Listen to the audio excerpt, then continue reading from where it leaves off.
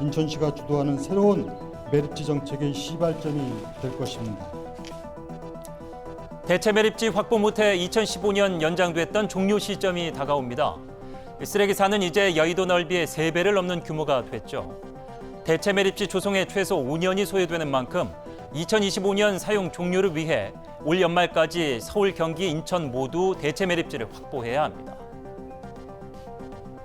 영면 주민의 슬픔과 분노를 함께할 것입니다. 영흥 설득에 매진하고 있는 인천시. 그런데 인천의 고민은 이뿐만이 아닙니다. 서구의 땅에 계속 쓰레기가 묻어지는 거 이거를 막기 위해서라도 근데 저한테 그래요. 서울 경기가 그거 따라하겠냐고. 그렇습니다. 아무래도 손 놓고 있지 싶은데요. 대체 매립지 재공모 이틀 뒤 마감인데 1차 공모 당시 그 어느 곳도 손들지 않았던 만큼 법적 지원과 함께 3조 원 인센티브를 내걸고 부지 면적 축소 등 응모 조건을 완화했지만 벌써 물 건너갔다는 관측이 다분. 재정이 열악한 지자체로선 탐날 수 있지만 어떤 지역민이 주거공간 인근 쓰레기 매립장을 반길까? 거기다 지방선거가 채 1년도 안 남았는데 어떤 지자체장이 용기 내 지역 설득에 나설 수 있을까요? 수도권 매립정책 4자 협의에 따라 만일 확보되지 않을 경우 합의한 대로 현 수도권 매립지 잔여 부지 사용을 추가 사용 준비를 하지 않으면 문제가 커져요. 자칫 잘못하면 골든타임을 놓칠 우려가 있다.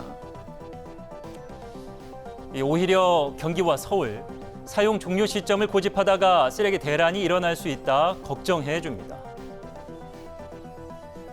환경폭력에 대해서는 여기만큼 심각한 데는 없다고 봅니다. 사실. 한번 악재가 휘몰아치면 수도권 매립지로 재산권, 건강권 등 기본권을 누리지 못하고 고통받아온 서구 주민들도 이 나라 국민인데 정부 대체 매립지 자처했다간 서구처럼 악취와 미세먼지, 토양 수질 오염 등 온갖 손해를 입게 될 것이란 잘못된 믿음을 바로잡진 못할지언정 이 공모 절차를 진행하는 수도권 매립지 관리공사 사장은 공속으로 버려두고 2026년부터 생활 폐기물 직매립 행위를 금지한다고 밝혔습니다. 지난해 기준 수도권 매립지에 반입되는 폐기물 중 25%가 직매립 생활 폐기물이니 새 정책으로 매립지 포화 시기도 늦출 수 있다. 2025년까지는 매립지 사용을 연장하겠다는 의지를 사실상 드러낸 것과 다를 바 없습니다. 그래서 인천시 시민들 같은 경우는 고생하고 특별한 희생을 계속 부담하도록 하는 정말 옳지 않다는 서울 시내는 쓰레기를 매립할 장소가 없습니다. 플랜 B는 지금 고민하고 있지는 않습니다. 감축을 하면은